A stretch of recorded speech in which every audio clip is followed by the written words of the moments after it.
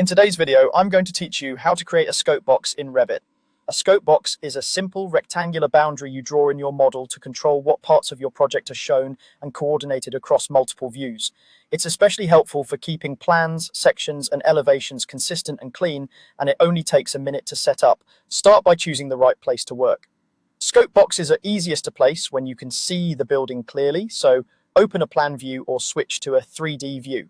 In a plan view, you'll get a straightforward top-down perspective that makes it easy to align the box with your building's geometry.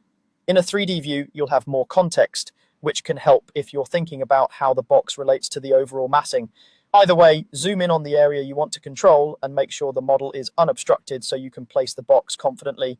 Next, open the Scope Box tool. Go to the View tab and choose Scope Box. This activates the tool and gets your cursor ready to draw. You'll notice your cursor changes, and depending on your interface, the status bar may give you a prompt. That's your confirmation that you're in the right mode. Now draw the scope box, click once to start one corner, then click and drag to sketch a rectangle around the area you want to control.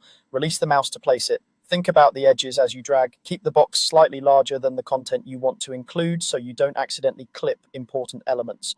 If you're working in a 3D view, remember that you're still defining a rectangular footprint in plan, which will extend vertically. You can fine-tune that later as needed. If precision matters, use your typical zoom and pan to get the corners right and line up with key walls or grids.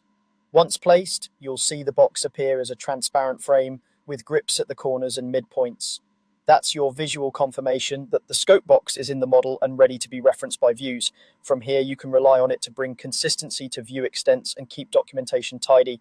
And that's it. Open a plan or 3D view so you can see clearly. Go to View and choose Scope Box to activate the tool. Then click and drag to draw the rectangle around the area you want to control. With those simple actions, you've created a powerful organizing element for your project.